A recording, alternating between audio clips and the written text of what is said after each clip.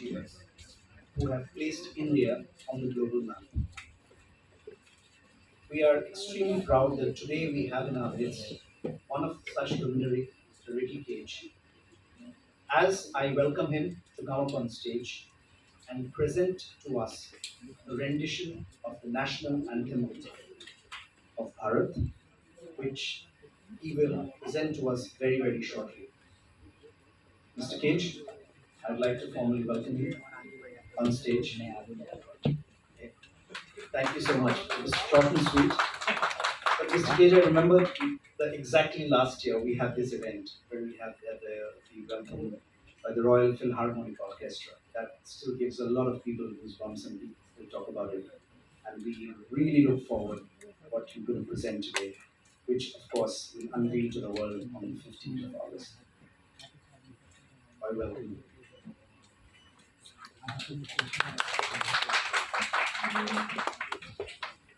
Namaskar, everyone. Thank you so much. It's a huge honor for me to be over here and to present our work for you. And first and foremost, I'd like to thank the Leela Palace, Leela Hotels and Resorts for constantly supporting my career and for putting this whole thing together. Thank you so much. We're not only doing this over here, but we're also going to be doing this in Delhi and in Bangalore. So very grateful for all that you do for us and all that you do for art in general in India. A big round of applause to the Leela Hotels. Come on, you can do better than that. A big round of applause. And of course, I'd like to also thank Neeraj. Where is Neeraj? Neeraj. Thank you, Neeraj, for all that you do. Big round of applause for Neeraj.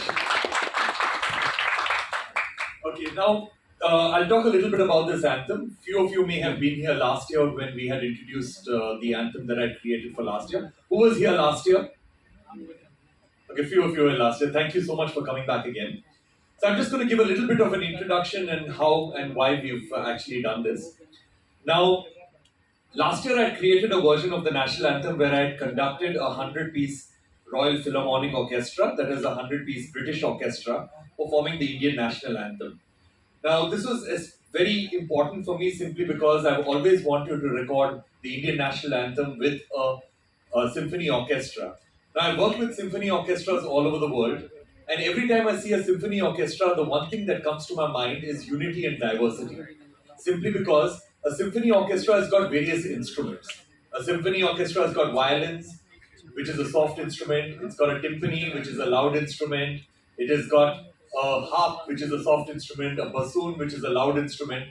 Now, every instrument has got its own unique identity. And every instrument is not trying to be another instrument. A violin is not trying to be a bassoon is not trying to be a harp is not trying to be a timpani. Every instrument is maintaining their own unique identity. They're not trying to take away somebody else's identity. But at the same time, when the entire orchestra comes together, the orchestra plays beautifully in harmony together and they sound beautiful as one. And that is basically philosophically what India is all about. People from different cultures, from diverse cultures, diverse languages, different culinary tastes, different religions, different political ideologies, everybody maintaining their own unique personality, but somehow the country works as one and it works beautifully as one, unity and diversity. So that's the reason why I wanted to record the Indian national anthem with the symphony orchestra, and I did that last year with the 100-piece orchestra. Now, I thought that this was going to be the penultimate version of the national anthem because I've created many versions even before that. I thought this is going to be my biggest version and my best version of the national anthem. And I thought I'm not going to create more versions after this because I'm not going to be able to better this.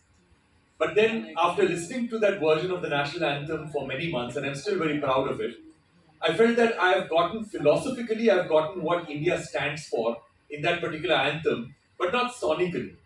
I felt that the sound also had to be very Indian in nature. So that is when I decided that let's get the best and the most renowned, the most critically acclaimed, and the legendary classical musicians to actually perform the Indian national anthem on top of the British orchestra. So what we did is that I pursued all of these amazing classical musicians. I got in touch with Pandit Hariprasad Chaurasia. He agreed. It's amazing just to be in the same room with him, in his presence. It was absolutely amazing. Then got Rakesh Chaurasia, who just won 2 Grammy Awards this year.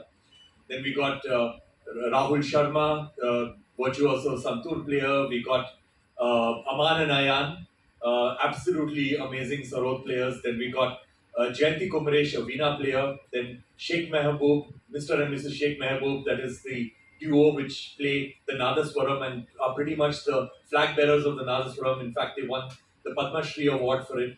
And also Giridhar Udupa, one of the greatest Katham players of our generation. Got all of them together.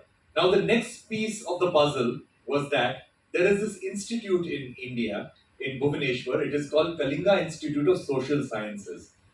The Kalinga Institute of Social Sciences is easily the most inspiring institute, educational institute, university that you will ever see anywhere in the world. Now, I had visited the Kalinga Institute of Social Sciences multiple times. In fact, I was very, very fortunate to get an honorary doctorate from the Kalinga Institute of Social Sciences. And the beauty of the Kalinga Institute of Social Sciences and why they are world renowned is that they educate, board, lodge, feed, completely free of cost, 40,000 tribal students at any given point of time. 40,000 tribal students are being educated, board, lodge, basically completely 360-degree taken care of by this institute. And what makes it even more special is that they've got 40,000 students who are in their alumni. So they've impacted the lives of over 80,000 students, 80,000 tribal people. They have impacted their lives and they do it so beautifully. The education is absolutely amazing. The food is very amazing over there. The way that they make it, everything is done in such a large scale. So I had a conversation with the Kalinga Institute of Social Sciences with their founder, that is Dr. Achyuta Samant, and I spoke to him about this particular anthem. And I told him that why don't I give a music lesson to your students? Why don't I give a music lesson?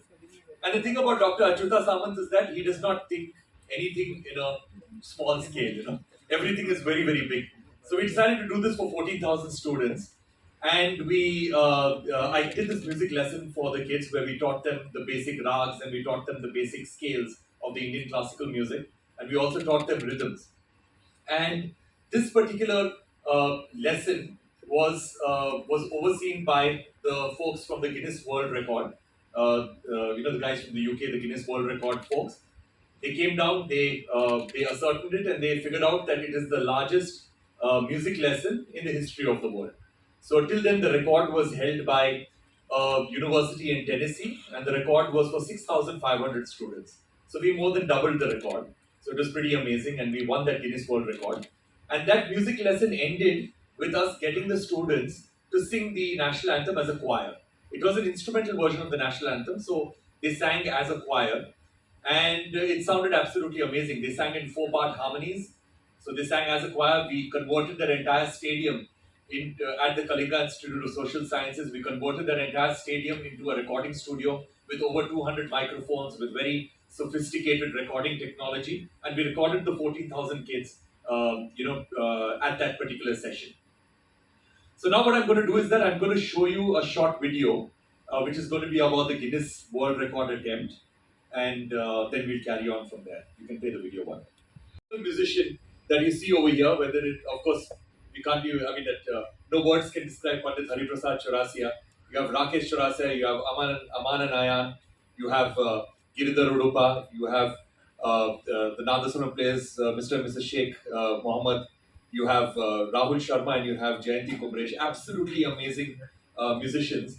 And they basically lifted the arrangement, this particular version of the national anthem, to a completely higher level. So now what I'm going to do is that I'm going to go ahead and play you our version of the national anthem, and then and then we can carry on from there. So if you would please indulge me, everybody will need to rise for the national anthem. And they also form the words Bharat in Hindi and in English. And I told you about the founder of the institute, Dr. Achyuta Samant. He's here with us and he's going to be saying a few words. So please, a big round of applause to Dr. Achyuta Samant.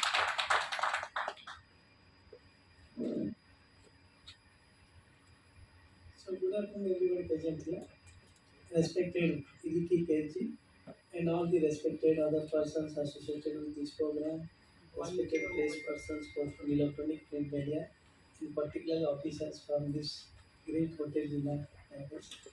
So I am very much happy and honored in the midst of all of you. We have been hearing a lot from the Mr. Ricky Keji. He has told the entire thing. We are very much happy that Kalinga Institute of Social Science is a home for 80,000 poor tribal children, 40,000 annually, 40,000 in the campus. It is a school, it is a college, it is a university. Fully free, fully residential. Vicky Keji has been great evolution and trend of our entire activities, Kit Kids and myself also.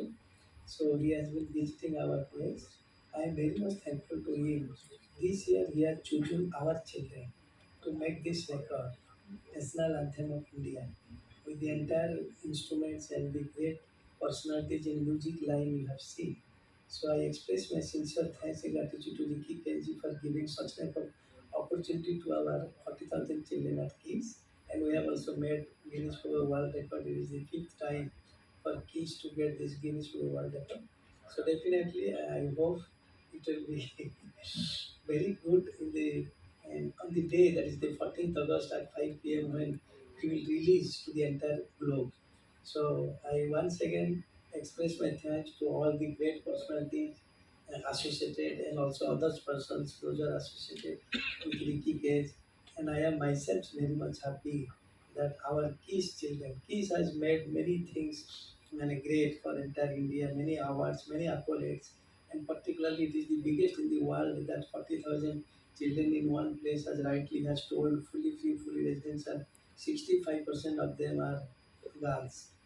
So once again, I wish this entire Ricky Gage program a grand success and will be definitely accepted by one and all after 14th August at 5 p.m. Thank you very much. For our Independence Day, which, as we all know, is on the 15th of August.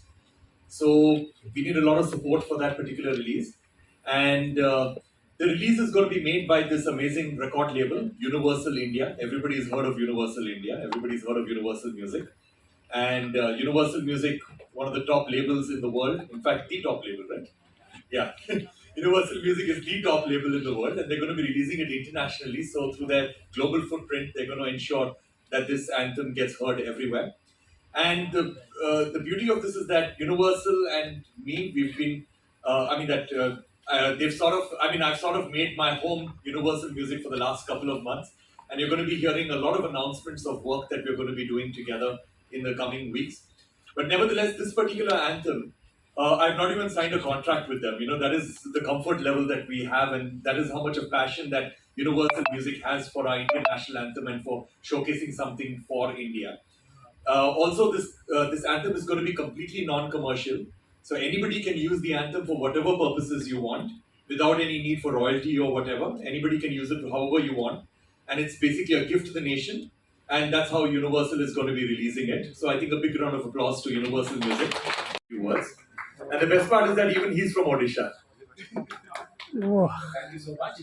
Like the first few words, like when Ricky had mentioned this album, like this particular thing, a few days back to us, and he said, "Would you be interested?" He said, "Would be delighted." He's a three-time Grammy-winning artist. Like I think it's a proud moment for us. I think we are, yes, we are the number one world's company, but we are first we keep artist front and center. This is something that he has made the national anthem in his unique perspective, using some of the biggest living legends of Indian classical industry, music industry, and the 14,000 little kids that has come courtesy Dr. Samantha. I think thank you for that. You are doing incredible stuff for the state and the people and the kids.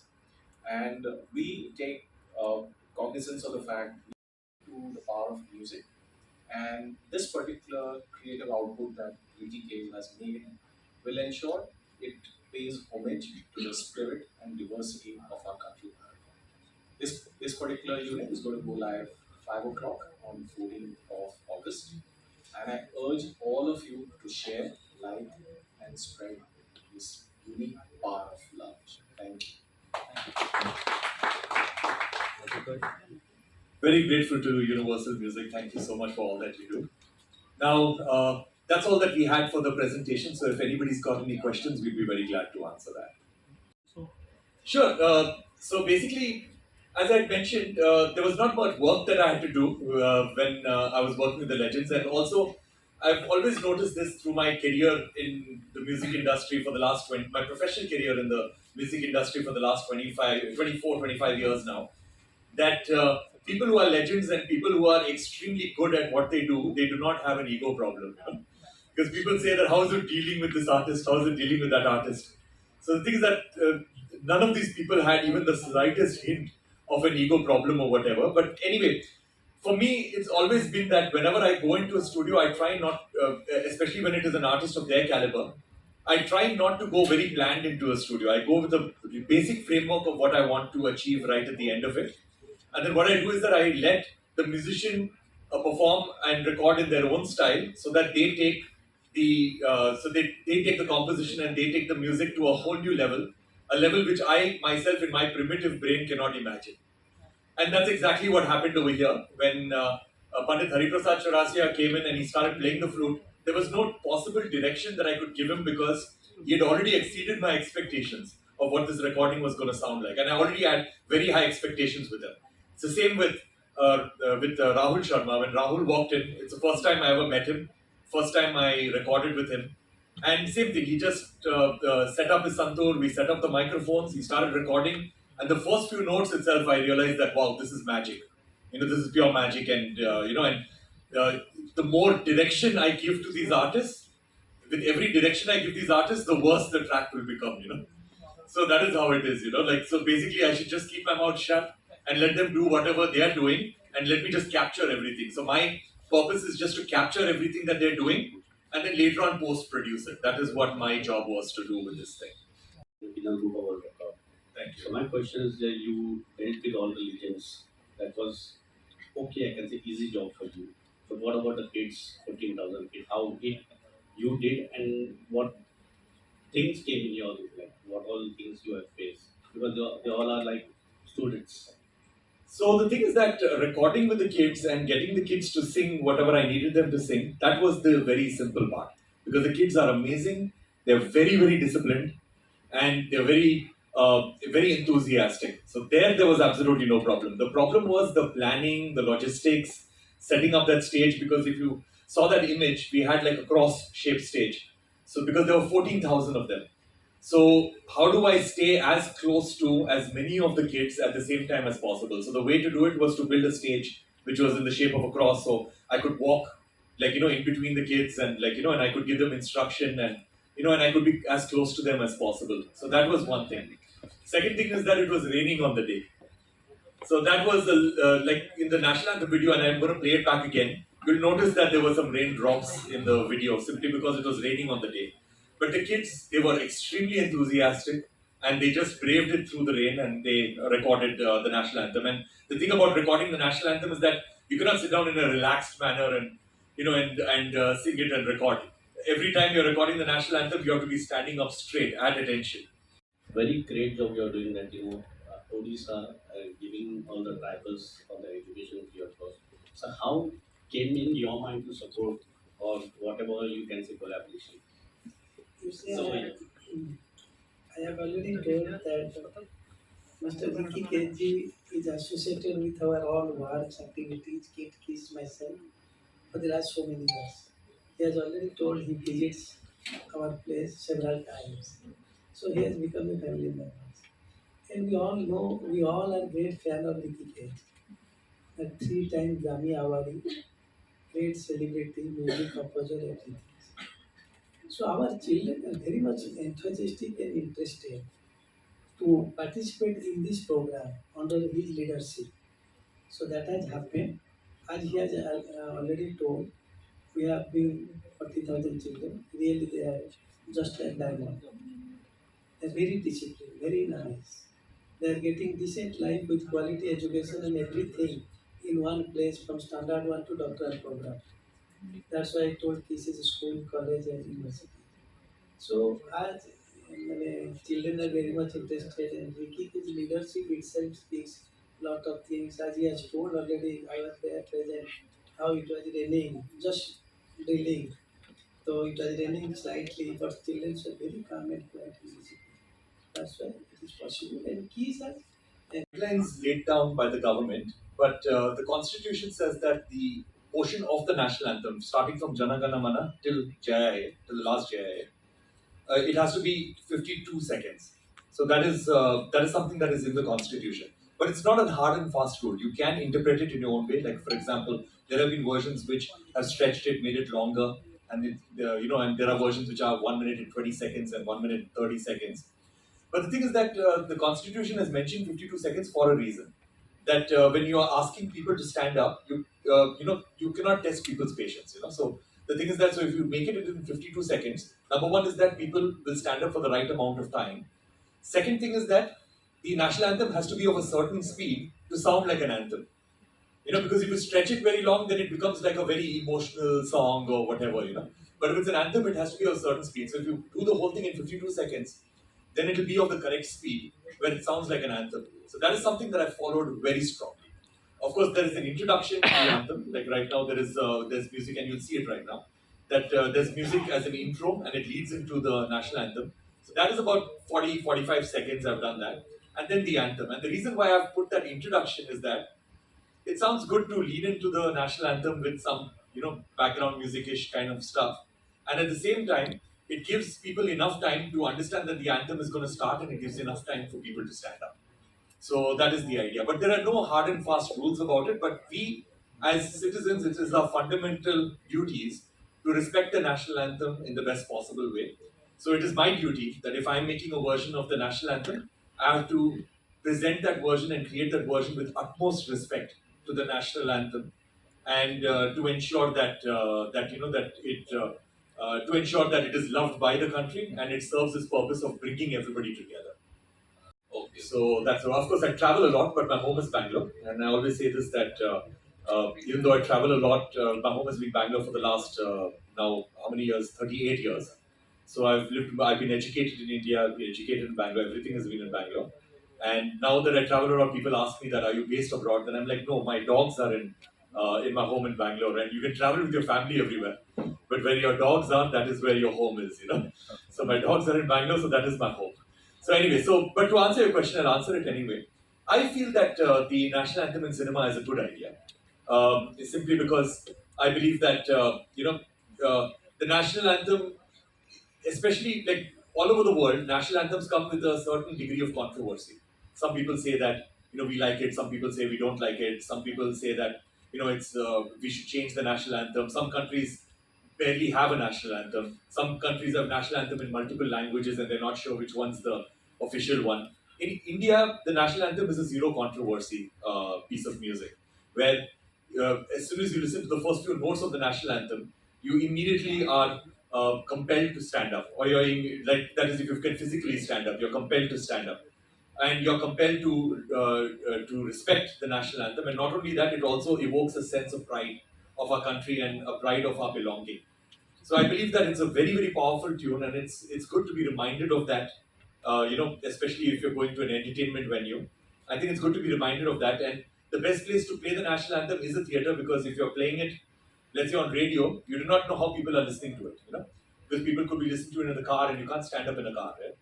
And people could be listening to it when they are in the shower, or people could be listening to it, while they're relaxing, or when they're extremely tired or whatever. But in a movie theater, it is a captive audience. It is an audience which is all of them are facing one particular screen. Everybody are assembled over there, and usually nobody is sleepy before the movie starts. Yeah. So basically, everything is absolutely apt for the playback of a national anthem, and the sound system is amazing. So you've got a great sound system, you've got a great screen, so everything is absolutely apt for you to play the national anthem, and it's the best place to inspire people to remember that they have a country to serve. Just one last thing, all these years of my life, starting from school, we all have obviously, sung the national anthem, but I don't know how many of us have bothered really to check, the values behind it and the meaning. So, do you think is there a need, because the language is such which obviously we don't use in our day-to-day life now, and is there a need for us to understand each and every word behind the national The very anthem? fact that I've created an instrumental version of our national anthem shows that that you just need the feel of the national anthem. You actually don't need to go into every single nitty-gritty of every single word and all of that. even though I think it adds a lot of value if you do that. I think it adds a lot of value if you know the meaning and if you get into the meaning of everything, which I have done. But the thing is that even if you do not, just the melody of it is good enough for you to evoke a sense of gratitude towards your country and a sense of duty towards your country. I had mentioned to you earlier about the whole story about how it came across that, so I just repeated in bullet points. So last year I had done the orchestral version, and then this year I decided that, after listening to that multiple times, that we have to get the Indian soul into it. So that is the reason why we got the best musicians in India to be a part of this. And then after that, inspired by the institute, because I visited the institute, that is Kalinga Institute of Social Sciences, so many times, that it just inspired me that I have to do something with the kids over here. I have to do a music class, and then that has to culminate in them recording the national anthem, and that's how it was. So basically that. So it wasn't like a sudden aha moment where I thought we have to do all of this. It was a slow progression, and it was a slow evolution into becoming what it is right now.